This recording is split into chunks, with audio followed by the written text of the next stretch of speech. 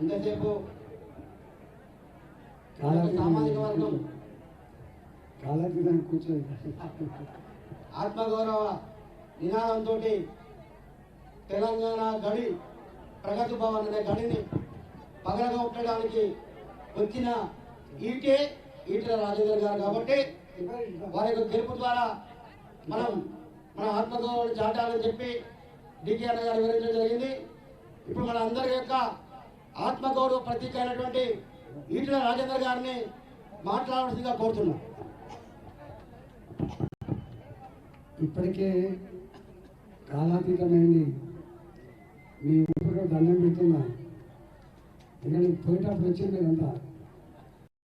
ఇక్కడ ఒక పొద్దున పూట మీటింగ్ ఉంటే ఆ మీటింగ్ అడ్రస్ చేసి నేను పోతున్నప్పుడు వీళ్ళందరూ వస్తున్నారు.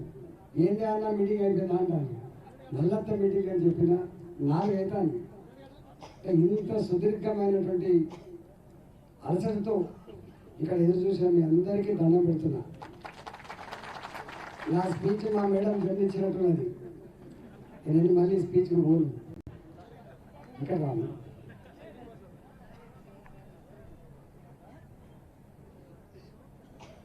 నా మాటలు మీకు కొత్త కాదు, నా చేష్టలు మీకు కొత్త కాదు. 18.5 సంవత్సరాలుగా మీ కళ్ళ ముందు ఈ స్థాయికి వచ్చిన బిడ్డ నేను. హుజరాబాద్ ప్రతిష్టని, ఆనాటి కమలాపూర్ ప్రతిష్టని ఎక్కడికి పోయినా ఆ గౌరవాన్ని నిలబెట్టిన బిడ్డ నేను. మీకెక్కడ తెస్తే ఇంత కీర్తి తెచ్చింది తప్ప ఎక్కడ కూడా మీరు చెప్పుకోలేని పరిస్థితి మాత్రం నేను విధించలేదు. 18.5 సంవత్సరాలు గడిచిపోయినాయి. నేను మాట ఇస్తా ఉన్నా, మళ్ళీ రేపు రాబోయే కాలంలో కూడా ఎక్కడ ఉన్నా, ఏ స్థాయిలో ఉన్నా ఇదే గౌరవంతో బతికే ప్రయత్నం చేస్తా. మీ ఆత్మగౌరవం నిలబెట్టే ప్రయత్నం చేస్తానని మీకు హామీ ఇస్తాను. ఇవాళ మీకు ఎందుకు 2 మాటలు చెప్పాలనుకుంటామంటే, గ్రామాలలో ఇప్పటికి కూడా 10 మందికి చెప్పగలిగినటువంటి స్థాయి ఉన్నవాళ్ళు మీరు. రాజకీయాల్ని, రాజకీయ పరిస్థితులని అర్థం చేసుకొని 10 మందికి వివరించి కన్విన్స్ చేసే శక్తి ఉన్నవాళ్ళు. కానీ హుజరాబాద్లో ఏం జరుగుతుందో గత 5 నెలల 5 రోజులుగా మీరు నిశ్చితంగా గమనిస్తూ ఉన్నారు. ఇవాళ పల్లెలకు పల్లెలు ఎక్కడికక్కడ పెరుగులాడుతున్నాయి. అనేక రకాల బాధలతో, అనేక రకాల అవమానాలతో ఇవాళ చెప్పుకోలేక కుంగిపోతున్న పరిస్థితి మనం చూస్తూ ఉన్నాం. నేను మన దేశాపల్లికి వచ్చిన, దేశాపల్లిలో నేను వచ్చిపోయిన తర్వాత ఎస్సీ కాలనీ మీద పడి కొన్ని వందల మంది వాళ్ళ ఉప్పులు పప్పులు కింద పోసి చెక్ చేసుకొని ఏమున్నది ఇక్కడ అని చెప్పి చెక్ చేసినప్పుడు ఆ గ్రామంలో ఉండే ఎస్సీలు అంతా కూడా వచ్చి ఆ గ్రామంలో ఉండే పెద్దలు అడిగారు, ఇంత అన్యాయం ఉంటుందా? 18 సంవత్సరాలుగా ఉన్నటువంటి ఒక ఎమ్మెల్యేగా, మంత్రిగా ఉన్న వ్యక్తి మా కాలనీకి వచ్చిపోతే కక్ష కట్టి ఎందుకు ఈ పని చేస్తున్నారని చెప్పి గ్రామానికి వస్తే గ్రామంలో ఉన్న రైతులంతా కూడా ఇలా ఏకతాటి మీద వచ్చి మీకు అండగా ఉంటాం బిడ్డ అని చెప్పి భరోసా ఇచ్చింది నా దేశాయపల్లి. ఇప్పుడే మా విద్యాసాగర్ ఒక చిత్తు రాసి ఇచ్చిండు. మొన్న పెద్ద బాబాయపల్లిలో డబ్బులు ఇచ్చి మాలాంటోళ్ళని అవమానపరిచే ప్రయత్నం చేసిండు. డబ్బులు ఇచ్చి ఒక మహిళకి మాలాంటోళ్ళని అవమానపరిచే పని చేసిండు. అక్కడ గ్రామస్తులు సహించలేక అందరూ ఒకటై ఒక 200 మంది 300 మంది ప్రెస్ మీట్ పెట్టి ఇది దుర్మార్గమైంది, ఇది నీచమైంది, కేసీఆర్ ఇట్లాంటి పని మంచిది కాదు అని చెప్పినందుకు పాకాల రజిత అనేటువంటి మా ఆడబిడ్డని బెదిరిస్తున్నట్టుగా తెలిసింది. ఖబర్దార్ హెచ్చరిస్తా ఉన్నాం. నేను అంటున్నా, మీలాంటి వాళ్ళు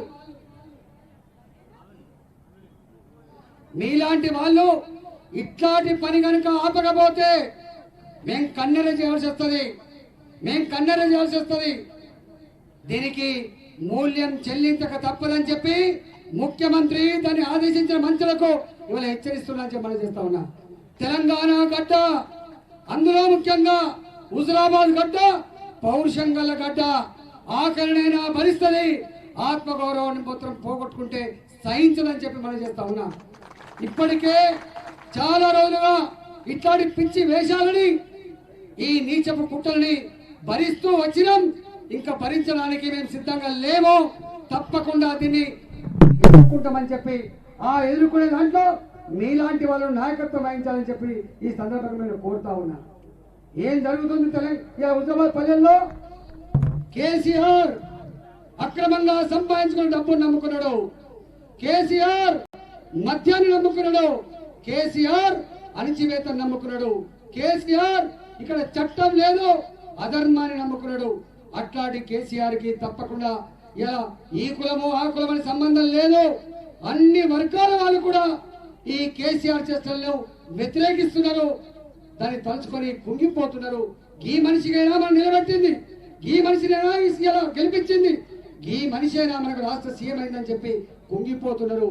నాకు తెలుసు ఇవాళ అంటా ఉన్నారు వేరే వాళ్ళు, ఒక్క సామాజిక వర్గమే అని చెప్పి, ఒక కులమే అని చెప్పి.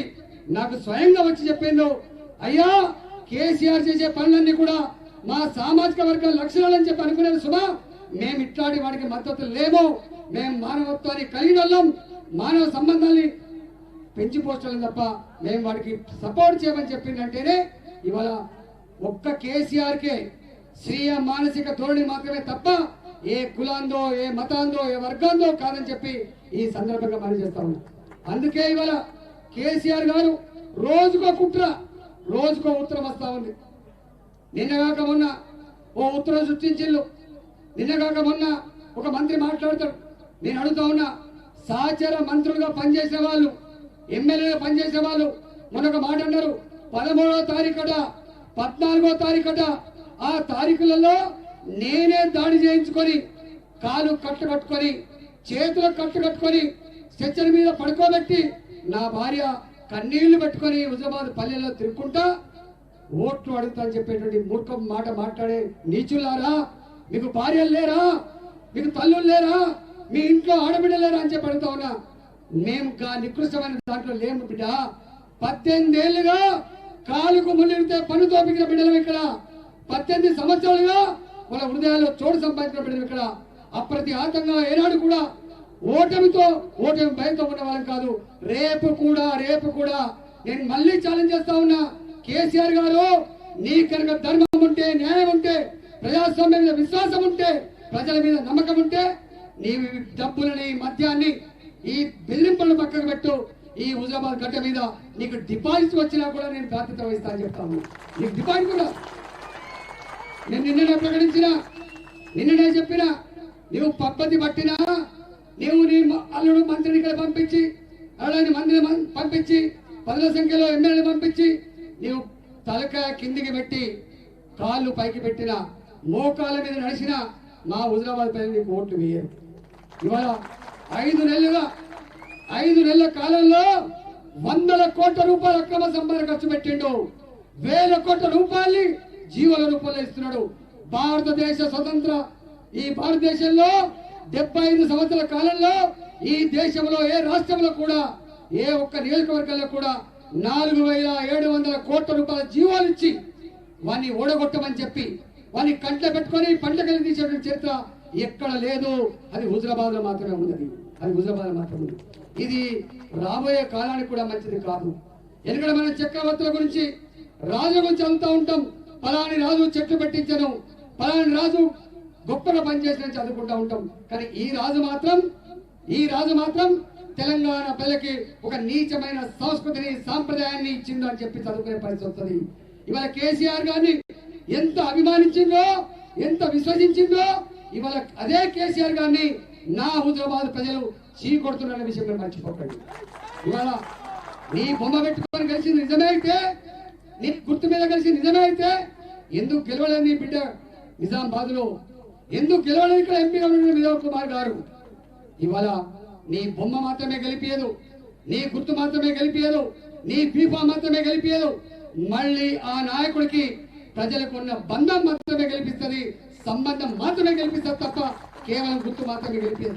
ఇవాళ చాలా మంది అనుకుంటారు నా వల్ల ఎన్నికలు రాలే, నా వల్ల ఎన్నికలు రాలే, నన్ను మంత్రివర్గం నుంచి తీసేసిన తర్వాత నేను కామ్గా ఉన్నా, నా మీద పిచ్చి ఆరోపణలు చేసినాడు.